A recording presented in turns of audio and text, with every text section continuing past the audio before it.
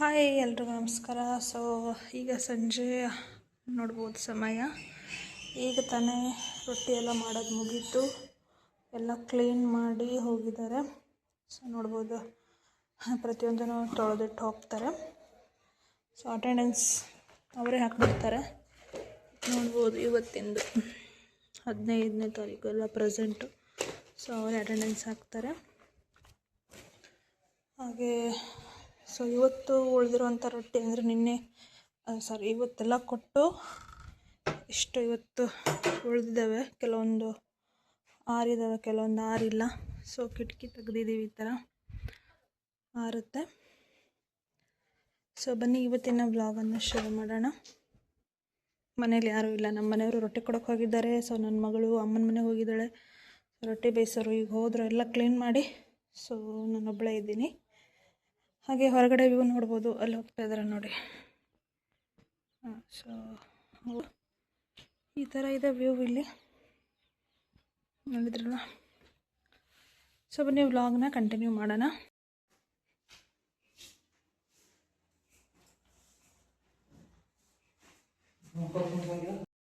ಏನು ತಿಂತಾ ಇದೆಯಾ ಕಂದ?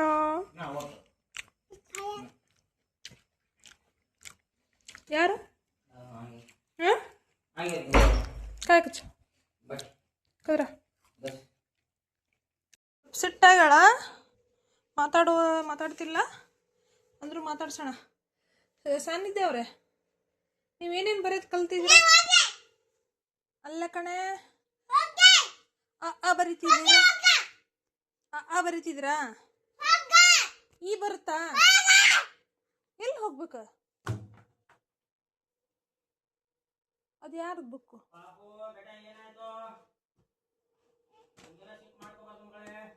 ನನ್ನ ಮಗಳಿಗೆ ಏನಾದರೂ ಸಿಟ್ಟು ಬಂತಂದರೆ ಸೊ ಅವಳು ಇದೇ ಥರ ರಿಯಾಕ್ಟ್ ಮಾಡೋದು. ನಿಮ್ಮ ಮನೆಯಲ್ಲೂ ಈ ಥರ ಮಕ್ಕಳು ಇದ್ದಾರಾ? ಸೊ ಅದಾದಮೇಲೆ ಈ ಥರ ಬಂದು ನಂಗೆ ನೈಸ್ ಮಾಡ್ತಾಳೆ. ಹಾಗೆ ಇದು ನೆಕ್ಸ್ಟ್ ಡೇ ಮಾರ್ನಿಂಗು ಬೇಗ ಎದ್ದು ಮನೆಯೆಲ್ಲ ಕ್ಲೀನ್ ಮಾಡಿಬಿಟ್ಟು ಈಗ ರೊಟ್ಟಿ ಮಾಡೋದಕ್ಕೆ ನೀರನ್ನು ಇಡ್ತಾ ಇದ್ದೀವಿ. ನೀವು ನೋಡ್ಬೋದು ಗ್ಯಾಸ್ ಮೇಲೇ ಫಸ್ಟ್ ನಾವು ಈ ಒಂದು ಡಬರಿ ಫುಲ್ ನೀರು ತುಂಬ ಇಡ್ತೀವಿ. ಅದಾದಮೇಲೆ ರೊಟ್ಟಿ ಮಾಡಿದಾದಮೇಲೆ ಟೈಮ್ ಇದ್ದರೆ ಮತ್ತೆ ನಾವು ಇಡ್ತೀವಿ. ಇಲ್ಲಾಂದರೆ ನಾವು ಡೈಲಿ ಮಾಡೋದು ಈ ಒಂದು ಡಬರಿ ತುಂಬ ನಾವು ಮಾಡ್ತೀವಿ. ಸೊ ಇದಕ್ಕಿಂತ ಹೆಚ್ಚಾದರೂ ಆಗುತ್ತೆ, ಇಲ್ಲ ಕಡಿಮೆ ಆದರೂ ಆಗುತ್ತೆ ಡೈಲಿ. ಜೋಳ ಏನಾದರೂ ಕ್ಲೀನ್ ಮಾಡೋದಿತ್ತು ಅಂದರೆ ಸ್ವಲ್ಪ ಇಡ್ತೀವಿ, ಯಾಕಂದರೆ ಜೋಳ ಕ್ಲೀನ್ ಮಾಡೋದಕ್ಕೆ ಮಧ್ಯಾಹ್ನ ಆಗಿಬಿಡುತ್ತೆ. ಅದಾದಮೇಲೆ ಸ್ವಲ್ಪ ಇಡ್ತೀವಿ. ಹಾಗೆ ನಾನು ಇವತ್ತು ಹಾಕ್ತಾ ಇರೋದು ಸ್ವಲ್ಪ ಉಪ್ಪು ಮಾತ್ರ, ನೀವು ನೋಡ್ತಾ ಇದ್ದೀರಾ. ನೀರಿಗೆ ಬಿಟ್ಟರೆ ಬೇರೆ ಏನನ್ನು ನಾನು ಹಾಕ್ತಾಯಿಲ್ಲ. ಡೈರೆಕ್ಟಾಗಿ ಅದು ನೀರು ಕುದಿ ಬಂದಮೇಲೆ ನಾವು ಹಿಟ್ಟನ್ನು ಹಾಕಿ ಕಲಿಸ್ತೀವಿ ಅಷ್ಟೇ. ಆಂಟರ್ ಬಂದ್ರಾ?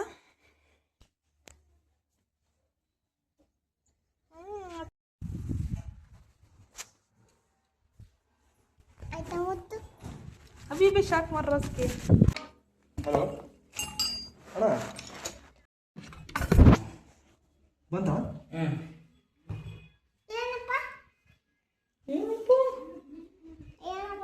ಏನಿಲ್ಲ ಮಾದು.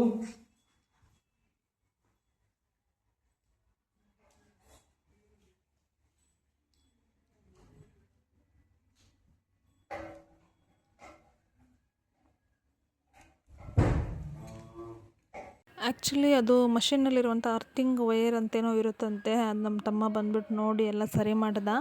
ಆ ಒಂದು ವೈರು ಸ್ವಲ್ಪ ಕಿತ್ತೋಗಿತ್ತು. ಸೊ ಅದನ್ನೆಲ್ಲ ಹಾಕಿ ಆಮೇಲೆ ಸರಿ ಮಾಡ್ದ. ತುಂಬಾ ಶಾಕ್ ಹೊಡಿತಾ ಇತ್ತು, ಅದು ದೂರದಿಂದ ಕೂಡ ಶಾಕ್ ಹೊಡಿತಾ ಇತ್ತು. ಸೊ ಆ ಥರ ಎಲ್ಲ ಆಗ್ತಾಯಿತ್ತು. ಈ ಥರ ಪ್ರಾಬ್ಲಮ್ ಆಗುತ್ತೆ. ಹಾಗಾಗಿ ಮನೇಲಿ ಒಬ್ಬರು ಎಲೆಕ್ಟ್ರಿಷಿಯನ್ ಆಗಿರ್ಬೋದು, ಮೆಕ್ಯಾನಿಕ್ ಆಗಿರ್ಬೋದು ಇರಬೇಕು ಅಂತ ಇದಕ್ಕೆ ಹೇಳೋದು.